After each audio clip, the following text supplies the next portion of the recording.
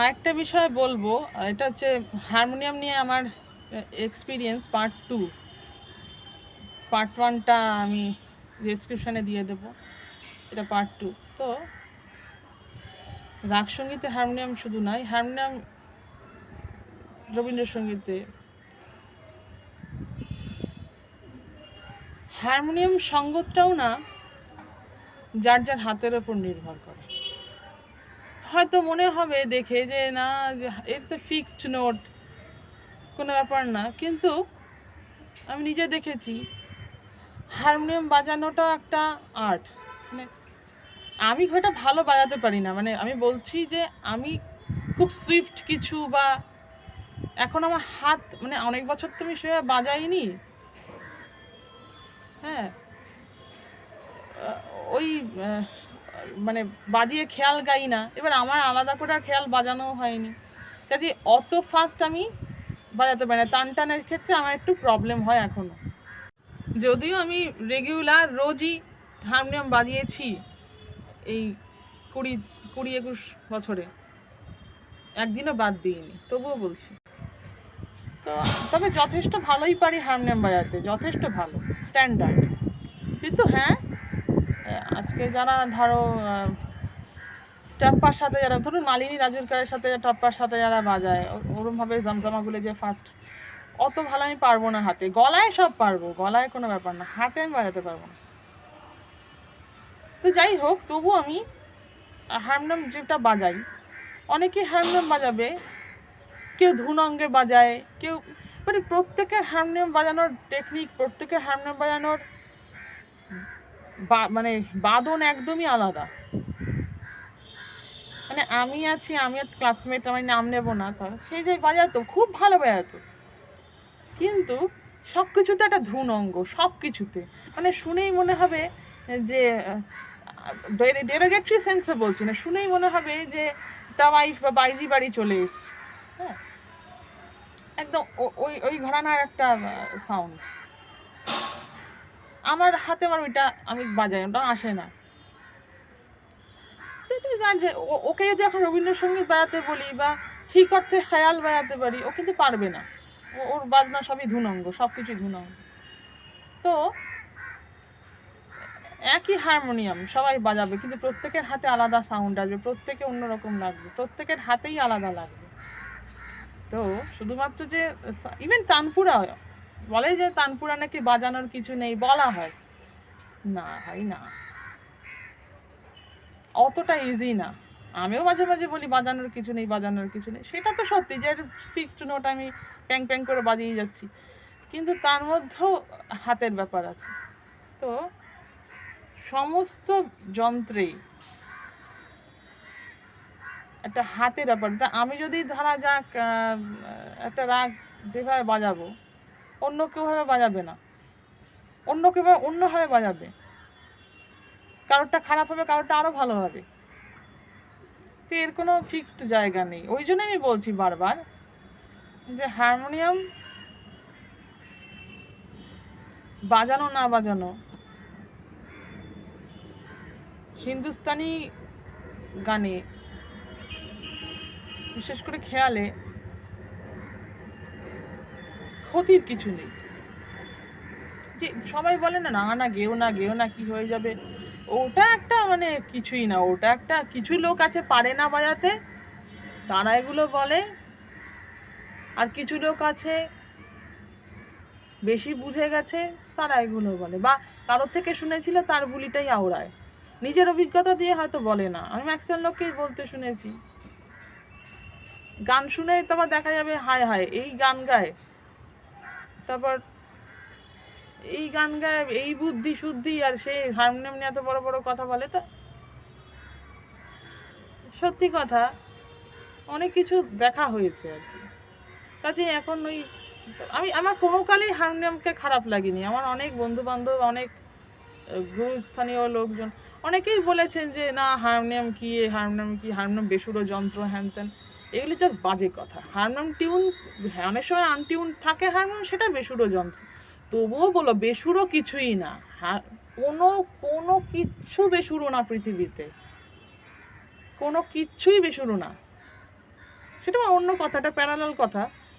কারণ যে হারমোনিয়ামটাকে আমরা বেসুরও বলছি, সেই হারমোনিয়ামটাও কিন্তু সুরেই বাজে। এবং আরেকটা কথা বলছি, হ্যাঁ এখনকার একটা স্ট্যান্ডার্ডাইজেশনে সেটা বেসুরো, হ্যাঁ সেগুলোকে আমরা ট্রান্স হারমোনিয়াম বলতে পারি, ট্রান্স টিউনড হারমোনিয়াম বলতে পারি, যে কোনো বাইনারিতে পড়ে না, তাই না? যেমন ধরা যাক আমি নিজের ক্ষেত্রে দেখেছি, আমি যখন বিতে রেওয়াজ করতাম তখন ওটাকে খুব হাই লাগছে, একটা সময় খুব হাই লাগছে, আবার সেটাকে যখন এ শার্প মানে বি ফ্ল্যাটে নামালাম তখন দেখছি অনেক লো লাগছে। তার মানে কি, এই যে এতগুলো মাঝখানের যে নোটগুলো সেগুলো তো এক্সিস্ট করে, যে এক্সিস্টেন্সটাকে আমরা ক্যান্সেলেশনের জায়গায় নিয়ে গিয়েছি এই ইন্টারন্যাশনাল 440 ফ্রিকোয়েন্সি করে, মানে স্ট্যান্ডার্ড ফ্রিকোয়েন্সি করে সেটাকে বাদ দিয়ে দেওয়া হয়েছে। বাদ দিয়ে দেওয়াটা উচিত না, সেটাকে প্যারালালি রাখা উচিত ছিল। আছে অবশ্য, নেই যে তা না। যেমন এখনো কিন্তু তা ইলেকট্রনিক তানপুরা বলো, ফোনের তানপুরা, সব কিছু তো ওটা এক্সিস্ট করে যে তুমি 3 পয়েন্ট 4 পয়েন্ট বাড়াতে পারো, তুমি ট্রান্স পিচ করতে পারো, হ্যাঁ নন বাইনারি পিচ করতে পারো। তো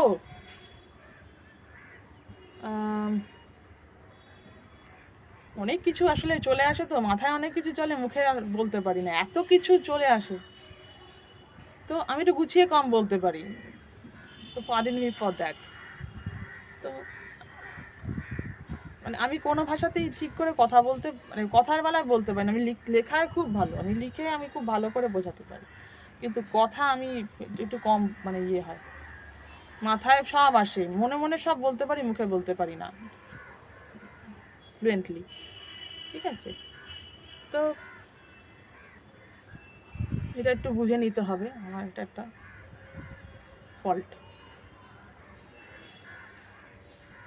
যেটা বলছিলাম, তো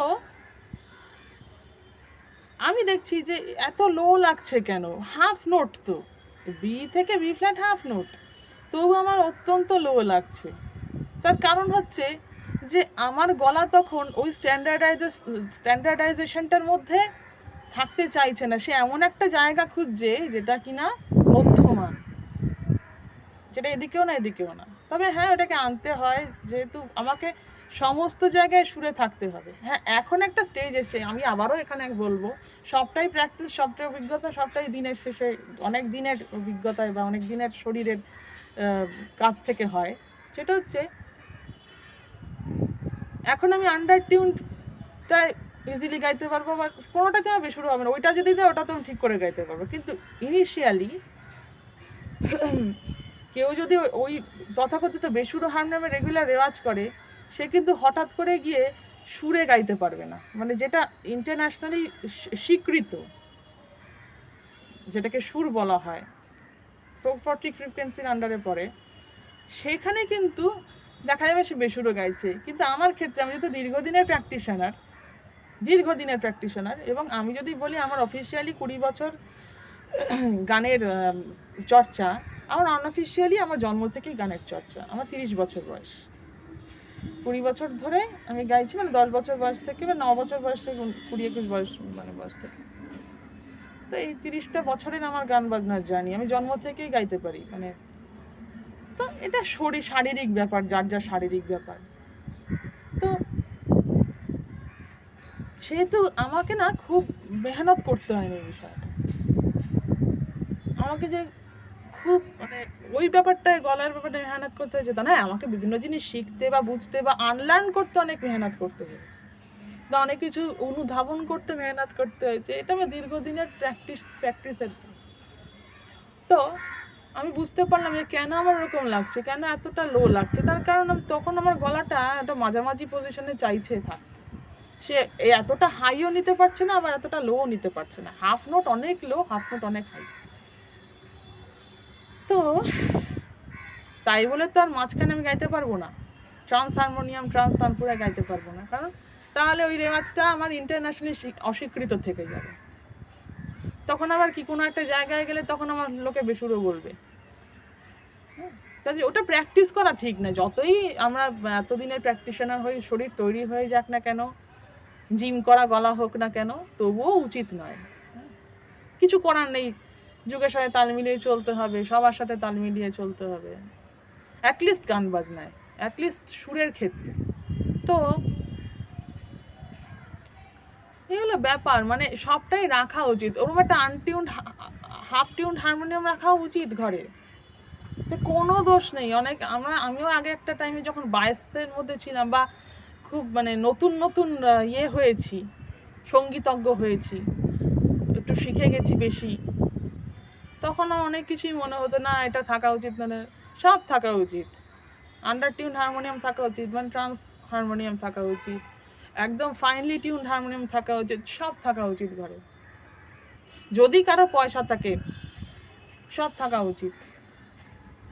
যাই হোক, আমি সব কিছুর মধ্যে দিয়ে গেছি, লাকিলি বা আনলাকিলি, হোয়াট এভার। তো আমার এখন না খুব মানে রিলিফড লাগে। এখন সত্যি আমি গান বাজনা নিয়ে খুব সন্তুষ্ট, একদম খুব সন্তুষ্ট আমি গান বাজনা নিয়ে। গান বাজনা, I am not talking about the career of musical career of the profession. সেখানে অনেক সমস্যা আছে, থাকবে, কিন্তু গান বাজনা সত্যি অর্থে বিদ্যা এবং ট্যালেন্ট, সেটা নিয়ে আমার জাস্ট কোনো ডিস্যাটিসফ্যাকশন নেই। I am fully satisfied about that. আমার মতো সুখী কে আছে? সুখী আমার কাছে মতো অবস্থা। আমি খুব সুখী এখন। আগে আমার অনেক ইয়ে ছিল, ইনফিরিয়রিটি ছিল, ইনসিকিউরিটি ছিল, যেটা এখন আমার আর নেই। আমার এখন সত্যি মাথা পরিষ্কার, আমি এখন সব বুঝতে পারি, সব পারি। মিউজিক্যালি আমার আর কোনো সমস্যা নেই, কোনো প্রবলেম নেই আমার, আমি একদম ঠিক জায়গায় আছি। সব আমার কাছে এখন পরিষ্কার হয়ে গেছে। তো এগুলো শেয়ার করতে ভালো লাগে, তাই করি।